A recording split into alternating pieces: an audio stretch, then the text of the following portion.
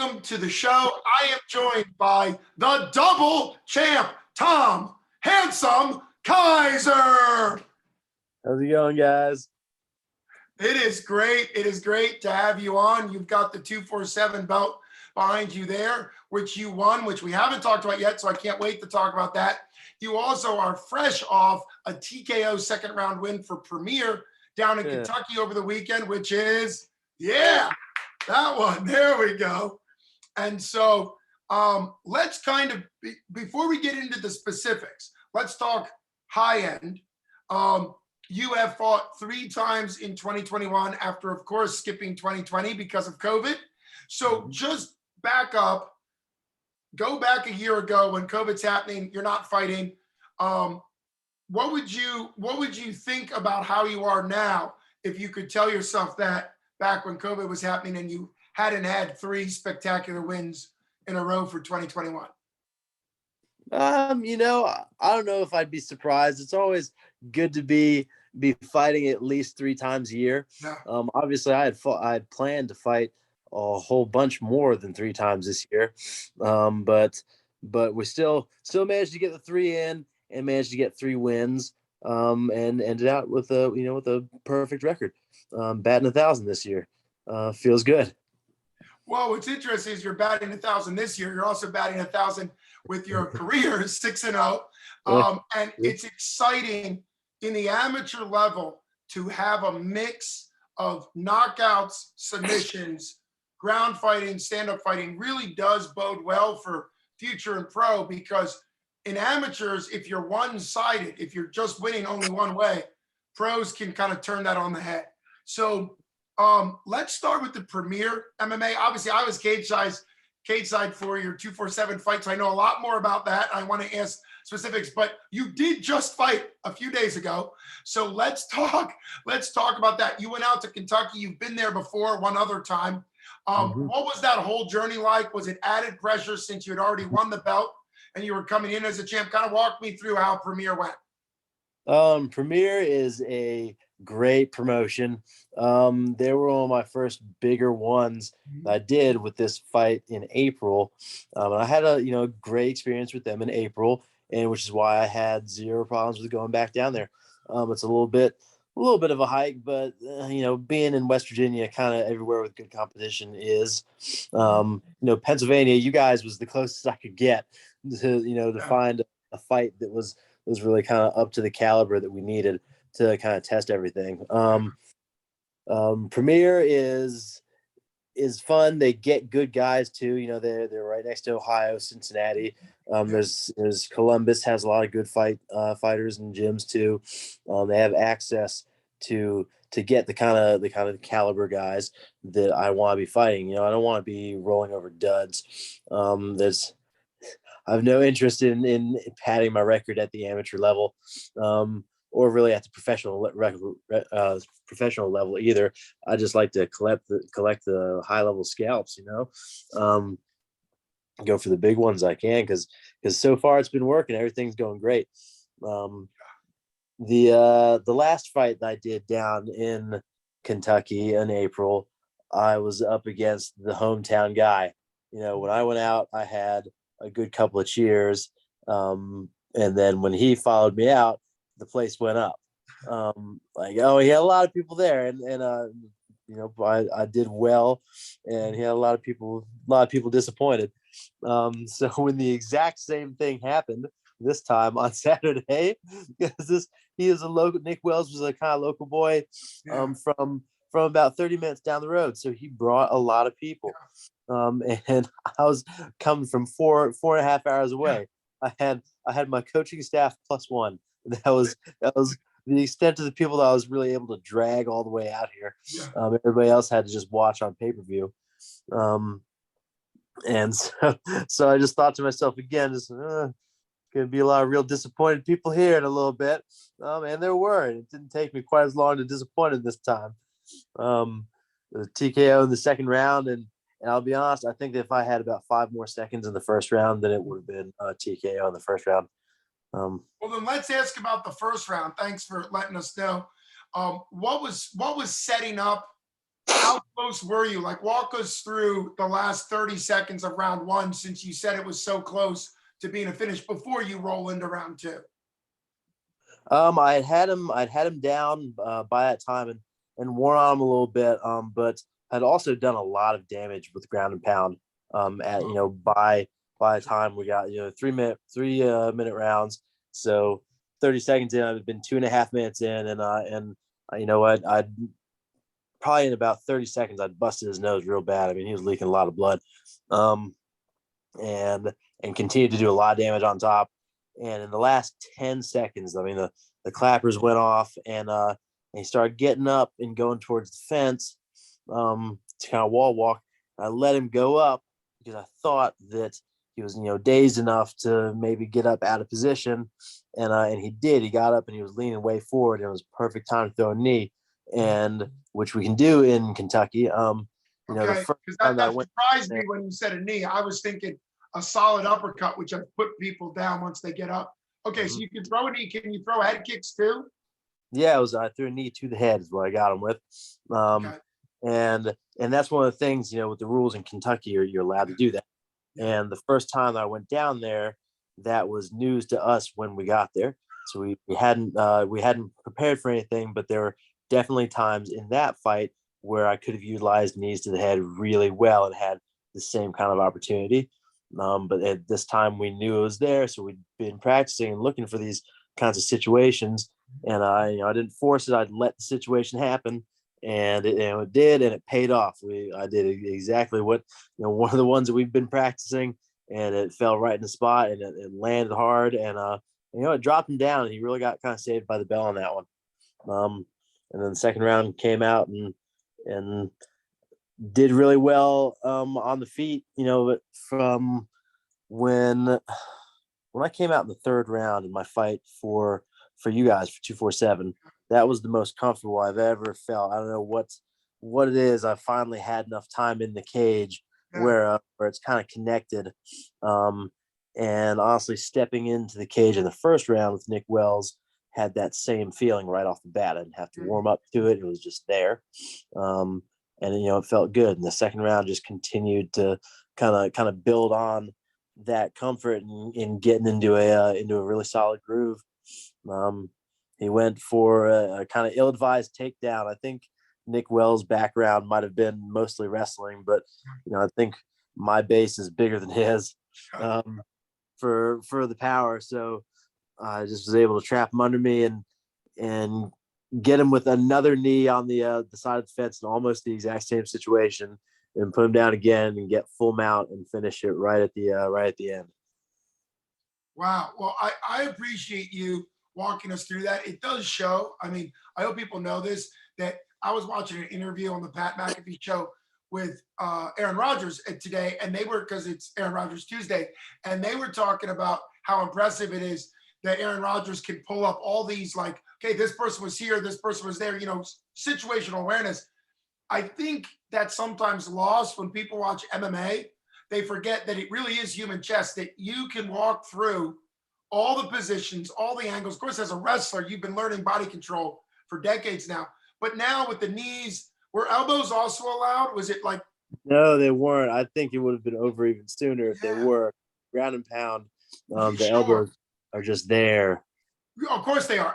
In many ways, elbows, you don't have to open up as much. You can throw them tighter. That's what Johnny Bones Jones did a lot with the Vladimir Matyshenko fight way back. Why he was fighting that guy to begin with, but he did a lot of short elbows and could do a lot of damage. But what's interesting is I would almost think that a full knee to the face standing up does more damage in one. That's how Michael Venom Page crushed Cyborg's face and skull. So like, it's interesting what they allow and don't allow. For viewers that don't understand this, each state or commonwealth, Pennsylvania is a commonwealth, not a state, but each state and commonwealth commissioners have their own rule set. Technically for pros as well, you'll see that every once in a while foot stomps are allowed in a certain area, not in other. There's a few different things. There's some pro states where you can put fingers down and that's considered grounded. There's other pro states where it has to be an arm, but they're eventually going to eliminate those. But in amateurs, there's such a wide variety. But what do you think with that comfortability, you said when you were walking in against Nick Wells, you felt like you did at the third round of 247 against Damona Hawkins. Do you think some of that was fighting basically a month to the day? You fought October 23rd and this Saturday, which was November 20th. Do you think that almost like carried over, that get in a groove, stay in a groove? It certainly had to. I can't imagine that it would have an effect on it. And it's really nice to have a turnaround that quick, for that exact reason. A little bit of contract, stay ready to do it. I don't want to be somebody who's afraid to fight more than 3 times a year. If I have opportunity and I feel good, then I'll go for it. Well, we've also seen that obviously amateur makes a big difference. I think you need to develop your skills, and so that takes precedence in amateur. But I think there are times where making amateur super long situation can also have its issues. But what's interesting about the UFC or Bellator, some of the biggest promotions, is some guy can have 3 fights in 5 years or 3 fights in 5 months, right? And it's like you can see that a lot, and it really does make a difference in, as long as you can do it healthfully, what it does to your career. Now, for Premier, you get the belt, you win in both of the title fights were dominant wins. For you, if you could now, as we swing over to 247 a little bit, can you kind of compare, you won differently, which is nice. Do you like having the dominant smash ground, kind of that Randy Couture, if I can use a legend's name, right? I don't think he threw a lot of knees to the face, but the wrestling, right? Wrestling grind, ground and pound. That was Randy Couture's bread and butter. And then you also pulled off a pretty slick arm triangle choke that I geniusly pointed out was from the kind of non-dominant side. For people that know side triangle chokes, you usually dismount. At least you get into mount. You weren't even in mount. You were in side control on the other side, or half guard on the other side. So really what that makes that is the Von Flue choke. Yes. Which I think you said you were thinking of a Von Flue choke when that got set up, right? Yeah, and I hadn't been thinking that it really counts as being in half guard as a Von Flue, but the way that it pinches the shoulder up in the neck and cuts off the blood there, makes it a blood choke instead of your neck and your hair. Right, absolutely. And what's cool about the Von Flue, or I like to call it the Von Prue, is when you watch on YouTube, which I've done, somebody did a great job putting all, I think it's 4 submissions that Ovince St. Preux has with Von Flue. His very last one, because people, when you do 4 times the UFC something, it's really cool if you ever find it, because you could probably do this with just your grappling awareness and your skill. His last opponent, and there's a great YouTube video that puts it all together, he actually takes the poor victim's arm and puts it where the guy doesn't want it to then do the choke, which you would never really do, because the Von Flue or Prue is really a failed guillotine attempt that you then get out of and are able to counter. It's interesting because the poor guy didn't even have a guillotine attempt, but he was loose with his arm, which is why, as a former coach, I always say elbows in, wrists in, right? You got to be here if you're on the ground, because otherwise they can do nasty things like that. But when you look at your 2 championship belts, just kind of talk about what they mean to you, knowing that you won, because I don't want you to compare them, but I want you to think about what it's like to win by submission, what it's like to win by TKO, and kind of how both those ended up differently but dominant at the same time. Dominant is really the only goal for the fights. I'd rather it be dominant and short than dominant and long, because that's more dominant, I think. But it really doesn't matter where the opportunity is. There's no need to force things. Wrestling is a lot of forcing things. I'd rather set them up and make it kind of easy. I have zero problem putting in the work and hunting, and if I have to force something, then I can put on somebody and do it. But the real skill lies in finding the openings and just kind of working the path and playing the chess game, setting somebody up for whatever works. And you can lead people into things, and sometimes things just kind of pop up that Von Flew just kind of popped up. I was taking him down kind of at will, and he kept on draping his arm over top, and I should have gone for it sooner. It probably would have been over sooner. And with my last one in Premier, I started landing a bunch of heavy strikes and just never stopped. Yeah. So if what you're doing is working, then why change it? Why would I go to submissions, right? When the ground and pounds, working really well. The 2 rounds, he took a lot of damage in that time, and was able to get through it and stay up. But I think a lot of people wouldn't have. Yeah. It was tough. When you think about a ground and pound finish, another thing that happens a lot is you're in mount, you're throwing ground and pound, and the person, you see this even at the highest of high levels in the UFC, the person will belly down, and then it becomes a rear naked choke. Now, you can still potentially, and you'll see this, sometimes people still stay high mounted and just go to each side of the head, Donkey Konging it, but a lot of times you'll see submissions that are really from ground and pound. And of course, even though he's aging and certainly not who he used to be, Donald Cowboy Cerrone has one of the greatest lines. Is he says his favorite takedown is a knockdown, and he has a classic choke, rear naked choke against Edson Barbosa right after Barbosa came off that crazy wheel kick, and he knocks him down with a stiff jab, flips around behind him and rear naked chokes him. So it looks like, oh, Cowboy's doing his submission thing, but really it shows that good striking leads to good submissions. Good submissions lead to people to, you got attacked by your belt.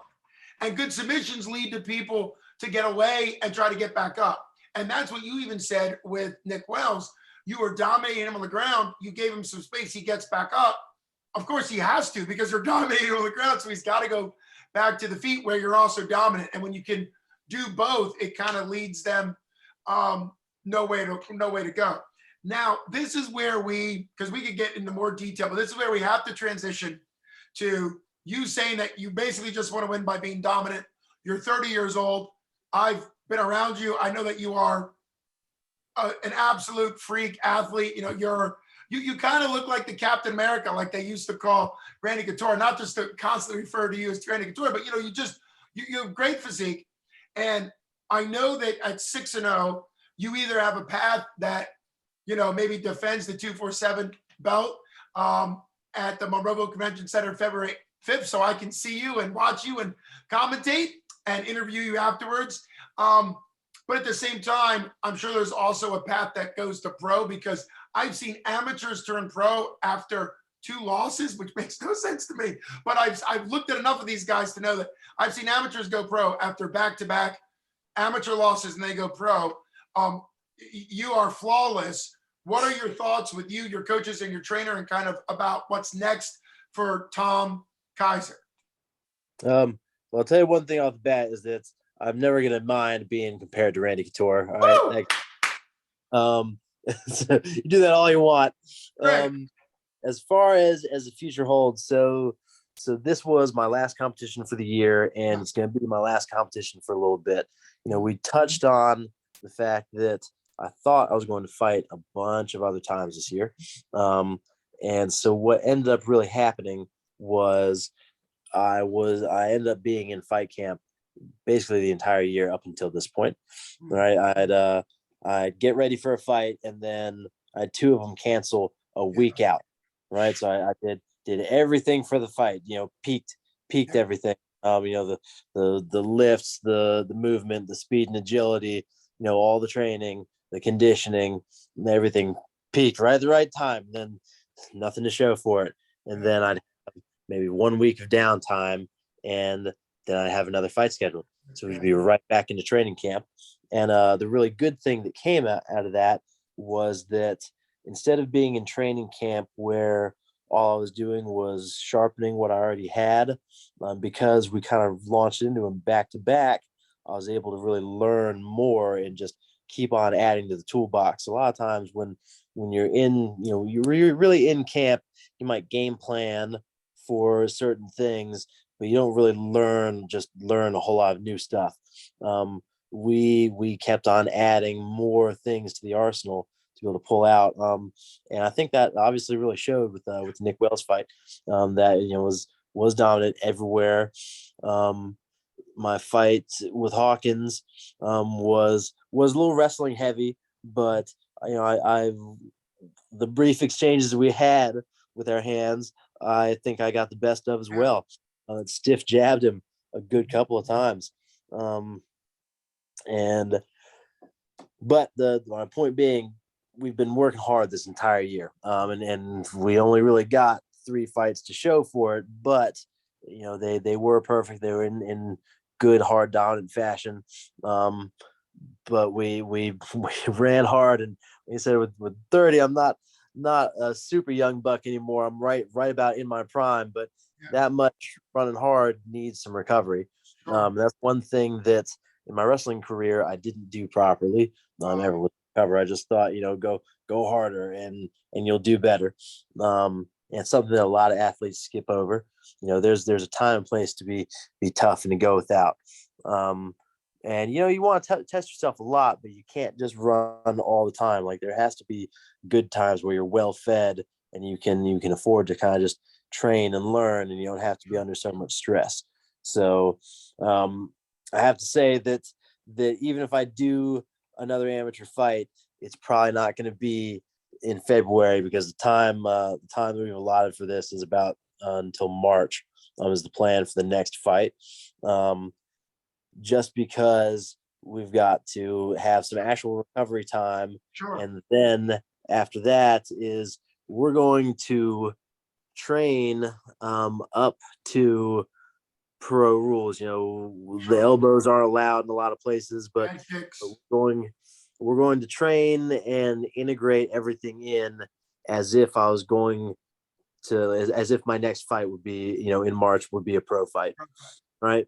There's every possibility that might not be. I would love to defend either of these titles. I said that Premier had a great show, but 247 also had a great, well-run show. That was a great time being there. I'd love to go back. I'd love to defend the title for him, especially because the other little bit about that is that 2 titles is nice, but I had 2 vacant titles. I didn't have to be an established champion, right? If I defend one, then I get to establish myself as a champion, as a real champion, just not the first rat to the garbage can. And they say you're not a true champ until you defend it once, right? So just for a little bit of a prideful point of view, I guess I think it would be good. And it's it's never not going to be a good idea to take just one more title fight. As an amateur coming off another win, hopefully, or just kind of prove things, and give me more experience and just add a little bit more to the confidence, have more momentum behind this train. So we're really open to either, right? It's just kind of whatever feels good. So we're going to focus on training. There's a little bit of solid recovery where, I went to the gym yesterday, but I didn't do anything at the gym yesterday. And tomorrow I'm not even going. All right, I'm going to sit at home and I'm going to eat a little bit and just drink plenty of water and feel good and rest up. And then after we've kind of recovered and let some of these dents and dings heal, then it's going to be back to the lab. It's time to learn new stuff, really get those elbows and knees dialed in. So that if we have the opportunity to use them, then I'll be ready. Right. I appreciate you giving such a well-rounded answer, because it's really about what opportunity is best for you come, like you said, March or April, kind of that. It also shows for people that think that fighters, when they're not fighting, I mean, maybe the Diaz brothers slack off. It does appear that at times they do, but I'd say most people, and they are also legends. I'm not trying to throw shade at them, but most people, when you don't see them fighting, they're doing what you're talking about. They're doing a recovery phase. They're doing a build new skill phase. They're doing maybe new partners or whatever the situation is. Personally, I always had to try to throw out February 5th of February 4th, because that would be great. I think Jim Mooney, who's the matchmaker for 247, would be chomping at the bit to get you in there to defend your title. I know that I said publicly. This is not something that's secret. I said publicly in the cage with you that we have a local kid, Chase Boyd, who's did fight previously for 247 170 belt and lost, and is at a point where they probably want to set that hometown kid up. You know how that goes. And you have a good record against them. Again, man. I know. One of the days, I'm gonna have to grow myself a nasty mustache or something. Well, I'd say your 247 fight was pretty. Your 247 fight was pretty balanced because I don't remember anybody. There wasn't many for Hawkins, right? I feel like that wasn't a hometown opponent. I don't think Hawkins. I think that was both of us kind of meeting in the middle. He was. Yeah, that's what I would say. It was a meet in the middle because he was from a gym, I think a state or two away, and you were from West Virginia. So that was kind of a neutral. That was a neutral ground. Neutral ground, yeah. There we go. But it does really bring up. I most likely will not be at the April fight if you fight because I'm getting married, which I guess is a great reason to miss a fight. But come on, anyhow. I don't know why we can't do our honeymoon in Monroeville. But anyway, I guess that doesn't work. But anyhow, it's really great to see what you're doing, to come along and be able to interview you before your first ever amateur title fight. And then after your second, it's just kind of nice to see you develop. Let's just do, because Thanksgiving's a couple days away, let's do your quick gratitude list as far as whether it's your personal or your training. I know you've mentioned your training partners and coaches, so let's kind of do the double champ Tom Kizer gratitude list and wrap up on that. All right. I think with training, that's about it. The training people are our family. My family is still in Virginia as it goes, and I get to see them plenty. I do miss them, but right now I've kind of got to be in a little bit of a different place to do what I've got to do. And the training family really has my back everywhere. I can't thank them enough for being there and giving it to me, all the time, getting ready for all these fights. A lot of those guys sacrifice a lot of their time, a lot of their energy. And I'm not the only one that gets dents and dings. I give them out plenty too, and especially with still learning new stuff. It happens where you might accidentally smoke one in there a little bit too hard and catch somebody and have to apologize to them. And so, guys, I'm sorry for anybody that I accidentally drilled one and didn't mean to in practice. And I know they're sorry too, because this happens to me just the same. Anybody, I have several sponsors. I just picked up a new one, Joe Mama's, a bar downtown here that I used to work at a long time ago. Great people, great place to go have a drink. Kaku, the CBD guys, have never let me down. They've always been in my corner, and this was the first fight that they didn't get to come to because they had other obligations. That's always cool to have your people, show out. Yeah, that's great. Mm-hmm. Everybody at the gym that supports me, everybody that I get to spar with at Compound on Sundays. Won't be there this Sunday, but next Sunday I'll be back. Everybody else that has anything to do with it. I mean, there are so many people that help in so many different ways. And it's really just a community, and that's the cool thing about it. Wrestling had its own community, but fighting has its own community too. And on the outside looking in, you'd think that they're all a bunch of mean assholes, because we're all fighting each other. But it's the nicest people. I wouldn't be anywhere without them, right? Yeah, and I think that's a big part. When I was running the gym, I had like teenagers, teenagers show up, and a lot of times their parents would come for the first couple because they get this, opinion of these big brutish guys that look like you that are just shredded with muscle and clearly want to hurt somebody. And a lot of times, if there is somebody like that in the gym, they can't last. The coaches get rid of them, and that's unhealthy for the gym. And clearly there's been a couple toxic gym people that have kind of made it up big. Obviously some of them are in prison now. Just you got to get your life together. You can't use MMA as a way to be mean, but a lot of people are. One of my favorite coaches he helped with the gym was a dentist. The profession is 50s, a professional dentist, but he was all about the technique of BJJ. I was more about the punch and kick people, but what's cool is MMA has so many complexities. People that literally have PhDs and advanced degrees can like an aspect of MMA and be involved to help you get better. A shout out to all the people. I remember it was years ago. I was watching my man crush, George St. Pierre, do an interview.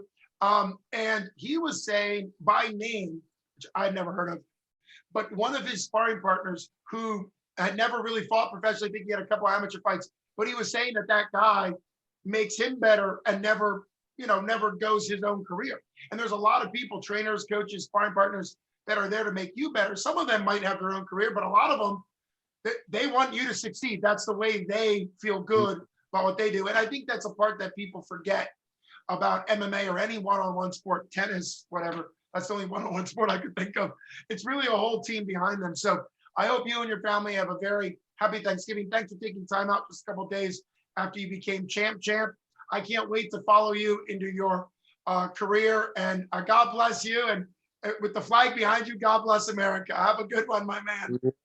You do the same, brother. I appreciate it. I appreciate you. Take care, champ.